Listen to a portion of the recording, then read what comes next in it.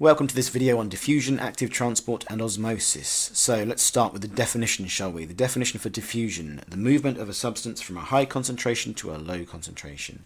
And if you leave this alone, this will happen until the substance is evenly spread out throughout the area. Now obviously this can only happen in gases and liquids, because in a solid the particles aren't free to move around. So before we go on, let's just make sure we know what we're talking about when we mean concentration. We've got here two solutions, A and B. A has only two solute particles in it, two sodium chloride particles, and lots of water. Same amount of water here, but a lot more solute particles.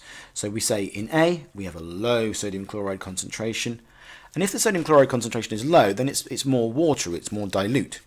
So solute concentration and dilution are opposites. Over here, we've got high solute concentration, which means the dilution must be low. The word equilibrium here, reaching equilibrium point, just means that the solute particles are completely spread out.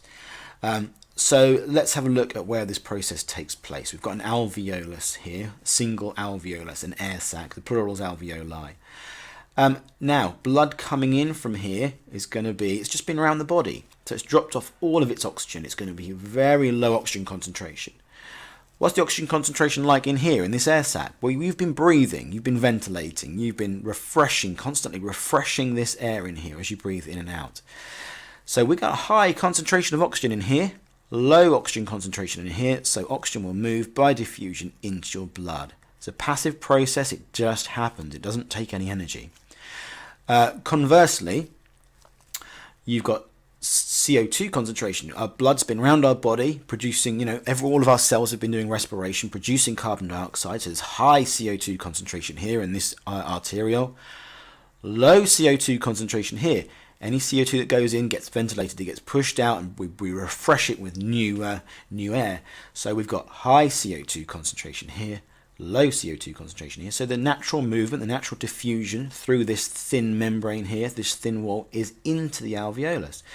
And that's what happens. Oxygen naturally diffuses into our blood and CO2 naturally diffuses out. Right, let's move on. Diffusion can only take place over really, really small distances. This is a pulmonary capillary here, and you can see the distance that the gases have to travel. Here's a red blood cell, and this wall here is about 2 micrometers. That's 0.002 of a millimeter. So diffusion only happens over really small distances. If you're a very small single-celled organism, you can actually exist by diffusing gases in and out through your membrane, through your surface. We can't do that because we're large multicellular creatures, so that's not quite possible for us. Now, it's important you understand the idea of a diffusion gradient. Now, in diffusion, substances, as we said, move from a high concentration to a low concentration.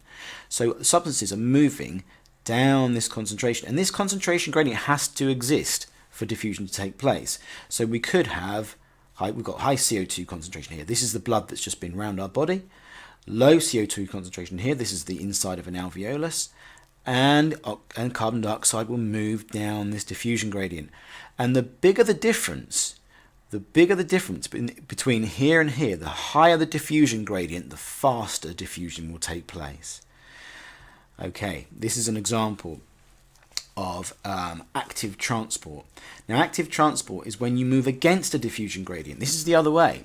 This is moving from a low concentration to a high concentration. It's not an easy thing to do. This is not a passive process. This is an active process.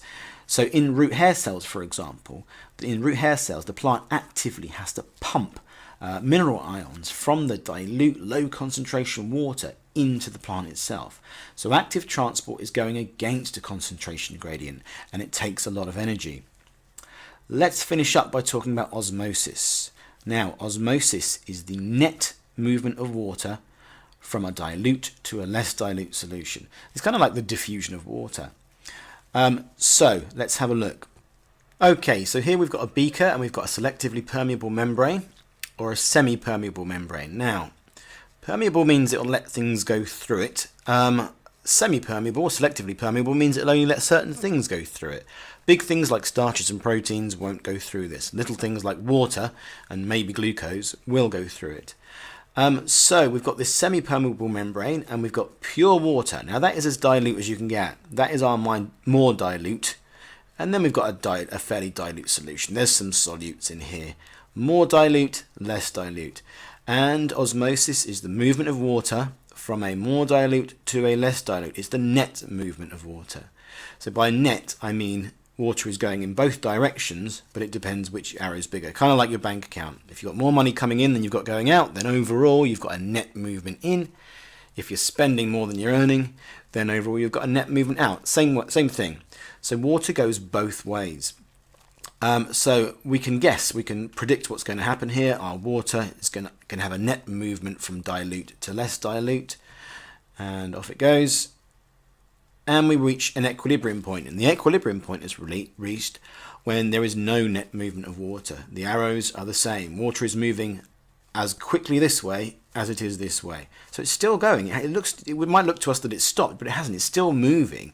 It's just moving at the same rate, and there is no net movement of water. So that's osmosis. Now, hypertonic here. Hyper means greater, and tonic refers to concentration. Refers to the outside solution. Hypertonic, more concentrated. So basically, in our red blood cell here, we've popped our red blood cell into a really concentrated solution, really sugary, really salty, whatever. And what's happened is, by osmosis, the water has left through a semi-permeable membrane, left the red blood cell, and it's become what we call crenated. It's all crinkled up, it's shrunk. If you put a red blood cell into an isotonic, iso means the same. So here, the outside and the inside concentrations are the same.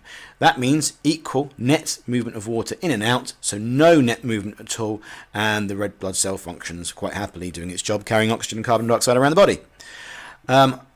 What if we place it into a hypotonic? Hypo, so this time the outside is more watery.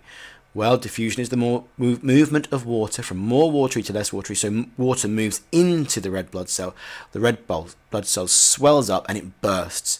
And this is called hemolysis, hemolysis. Lysis means to split and heme refers to blood, hemolysis. What about plants? If you put a plant cell into a hypertonic solution, it's more concentrated and water will leak out. Water leaks out into the more concentrated, less dilute water, and what happens is the membrane rips off of the cell wall because the cytoplasm is shrinking. Cytoplasm is mostly water, and when you drag all the water out of it, the cytoplasm shrinks and it tears it off of the cell membrane. These gaps here will be the solution on the outside, and you can see that under a microscope. That's called plasmolysis. The cell has been plasmolysed. Isotonic, it's quite happy there, doing its thing. What about hypotonic? Hypotonic, it's more watery on the outside, so water moves into the cell, the vacuole fills up and it swells, but unlike the red blood cell, we have a strong cellulose cell wall, and that stops the thing from bursting. So here, all of the cells will push on all of the other cells. So there's an example of what happens in red blood cells and plant cells if you put them into those three situations. Finally, one plant use of osmosis is in guard cells. We've got our two guard cells here, and they make up a stoma. One is called a stoma, lots stomata, and these are the pores spread all over the bottom of a lot of leaves. You get these stomata. Just like you need a mouth and a nose to breathe, for gas exchange to take place, a plant needs holes as well, and its holes are called stomata, and they're microscopic and they're all along the bottom. For the stomata to open, the guard cells have to fill with water by osmosis. Now the inside part of the guard cell is less elastic than the outside, and that means when it fills with water, it bends around like this. And if you put two opposite each other, you get this pore opening up through which gas exchange can take place. And there's an actual, real photograph here of two guard cells. It's looking pretty shut at the moment. So there we are, active transport, diffusion and osmosis very, very quickly. Thank you very much for watching.